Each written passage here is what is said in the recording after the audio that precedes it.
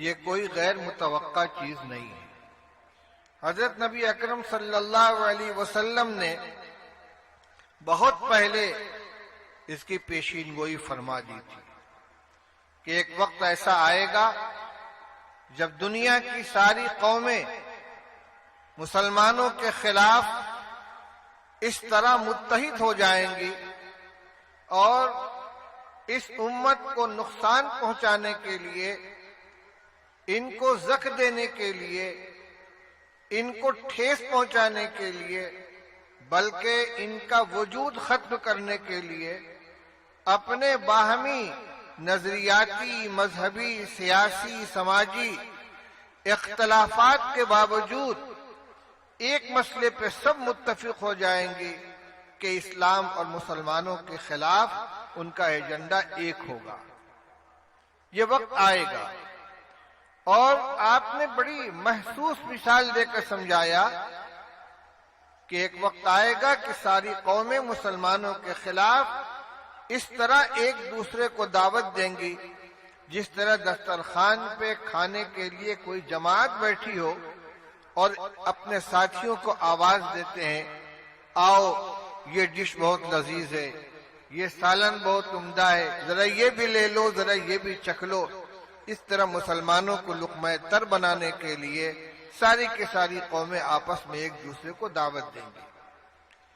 یہ بات جب رسول اللہ صلی اللہ علیہ وسلم نے ارشاد فرمائی ہے، اس وقت مسلمان اگرچہ تعداد کے اعتبار سے بہت مختصر تھے، لیکن ان کا ایمان پہاڑ سے زیادہ مضبوط، اللہ کے اوپر ان کا بھروسہ، اللہ کے وعدوں پر بھروسہ، اور اسلام کے ایک ایک حکم پر عمل کرنے کے سلسلے میں ان کا جذبہ اتنا غیر متزلزل تھا، اور ان کی دھاک اس طرح بیٹھی ہوئی تھی کہ ان کے لیے یہ بات عجیب و غریب تھی، حیرت کی بات تھی کہ کیا ایسا بھی وقت آئے گا کہ مسلمانوں کے خلاف ساری قومیں متحد ہو جائیں گی؟ آخر اس کا سبب کیا ہوگا؟ انہوں نے خیال کیا کہ شاید مسلمان اس زمانے میں تعداد کے اعتبار سے بہت تھوڑے ہوں گے۔ تو بعض صحابہ نے پوچھا، وَمِن قِلَّةٍ نَحْنُ يَوْمَئِذٍ یا رسول اللہ، کیا اس زمانے میں ہم لوگ بہت تھوڑے ہوں گے؟ ہمارے دشمن زیادہ ہوں گے، ہم کم ہوں گے، بہت کم ہوں گے؟ رسول اللہ صلی اللہ علیہ وسلم نے ارشاد فرمایا، بل انتم یومئذ کثیرون، نہیں، تم تھوڑے نہیں ہوگے، تمہاری تعداد بہت ہوگی۔ وَلَكِنَّكُمْ غُثَاءٌ كَغُثَاءِ السَّيْلِ، لیکن تعداد کی کثرت کے باوجود تمہاری حیثیت ایسی ہوگی جیسے سیلاب کے زمانے میں پانی کی سطح پر بہنے والا کوڑا کرکٹ ہوتا ہے۔ بہترین مثال دی آپ نے، جب سیلاب آیا ہوا ہو، ہر طرف سے بارش کا، نالے کا پانی ایک ندی میں اکٹھا ہو رہا ہو، اور اپنے ساتھ جھاڑ جھنکار کوڑا کرکٹ بہا کر لے آئے، تو یہ کوڑا کرکٹ اتنا مقدار کے اعتبار سے زیادہ ہوتا ہے کہ پانی کی پوری سطح پہ چھا جاتا ہے، لیکن اس کے باوجود اس کی نہ کوئی قیمت ہوتی ہے، نہ اس کا کوئی وزن ہوتا ہے۔ جدھر بہاؤ اس کو لے کر جائے بہتا چلا جائے، کہیں کوئی رکاوٹ آئی ٹکرا گیا، کہیں نشیب آیا نیچے گر گیا، کہیں موڑ آیا گھوم گیا، کوئی اس کو کوڑی کے بھاؤ لینے کے لیے تیار نہیں ہوتا۔ تو مقدار کے اعتبار سے سیلاب کے اوپر بہنے والا کوڑا بہت ہوتا ہے، لیکن حیثیت کے اعتبار سے اس کی کوئی قدر و قیمت نہیں۔ تو رسول اللہ صلی اللہ علیہ وسلم نے فرمایا کہ جس زمانے کا میں تذکرہ کر رہا ہوں، اس زمانے میں مسلمان تعداد کے اعتبار سے بہت ہوں گے، لیکن حیثیت وہی ہوگی جو سیلاب کے اندر پانی کی سطح پر بہنے والے کوڑے کرکٹ کی ہوتی ہے۔ اور صورتحال کیا ہوگی؟ دو باتیں فرمائی، وَلَيَنزِعَنَّ اللَّهُ مِن قُلُوبِ عَدُوِّكُمُ الْمَحَابَّةَ مِنكُمْ، اللہ تعالی تمہارے دشمنوں کے دلوں سے تمہاری ہیبت نکال دیں گے۔ وَلَيَقْذِفَنَّ اللَّهُ فِي قُلُوبِكُمُ الْوَهْنَ، اور اللہ تعالیٰ تمہارے دلوں میں کمزوری پیدا کر دیں گے۔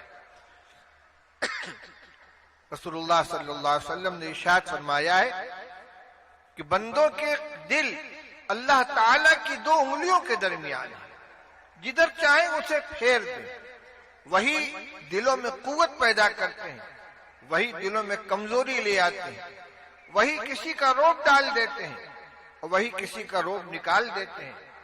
فرمایا کہ بڑی تعداد میں مسلمان ہوں گے لیکن دشمنوں کے دلوں سے ان کی ہیبت نکل گئی ہوگی اور خود ان کے دلوں میں کمزوری پیدا ہو چکی ہوگی۔ اللہ تعالیٰ ان کے دلوں میں وہن ڈال دیں گے۔ تو صحابہ نے پوچھا مل وہن یا رسول اللہ، آخر اس بزدلی اور اس کمزوری کی وجہ کیا ہوگی؟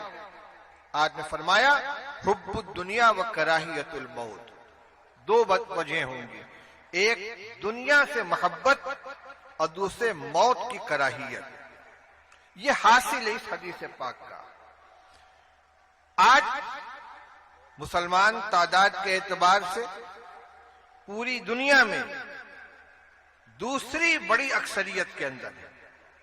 اگر عیسائیوں کو، جو خواہ مذہبی طور پر عیسائی ہوں یا قومی مردم شماری کے اعتبار سے اپنے کو عیسائی کہتے ہوں، ان سب کو ایک مذہبی یونٹ تسلیم کر لیا جائے تو اس کے بعد پوری دنیا میں سب سے بڑی تعداد مسلمانوں کی، کم از کم 22 مسلم اسٹیٹ ہیں جہاں مسلمان اکثریت میں خود ان کی حکومت۔ کئی ایسے ممالک ہیں کہ جہاں ان کی بہت بڑی تعداد ہے۔ اگر پوری دنیا کے مسلمانوں کو شمار کیا جائے تو ان کو قلیل نہیں کہا جا سکتا۔ حضور نے فرمایا تھا بل انتم یومئذ کثیرون، تم بہت ہوگے۔ آج کے جو حالات ہیں وہ بتا رہے ہیں کہ واقعی اتنی حکومتیں، اتنی تعداد ہے، دولت کے سرچشمے مسلمانوں کے پاس ہیں، پیٹرول کے کنویں ان کے پاس ہیں، دولت کی فراوانی ہے، عددی اکثریت ہے، لیکن آج پوری دنیا میں مسلمانوں کا کوئی وزن نہیں ہے، کوئی ان کی طاقت نہیں ہے۔ اس کی بنیاد کیا ہے؟ رسول اللہ صلی اللہ علیہ وسلم نے دو باتیں ارشاد فرمائی ہیں، حقیقت میں وہی ہمارے لیے غور کرنے کی چیز ہے۔ دو اسباب ہیں، ایک دنیا کی محبت اور دوسرے موت کی کراہیت۔ دنیا کی محبت کا مطلب کیا ہوا؟ دو چیزیں ہیں۔ رسول اللہ صلی اللہ علیہ وسلم نے ارشاد فرمایا من احب دنیاہ اضر بآخرتہ ومن احب آخرتہ اضر بدنیاہ فآثروا ما يبقى على ما يفنى او كما قال رسول اللہ صلی اللہ علیہ وسلم۔ آپ نے ارشاد فرمایا کہ جو آدمی اپنی دنیا کو محبوب بنائے گا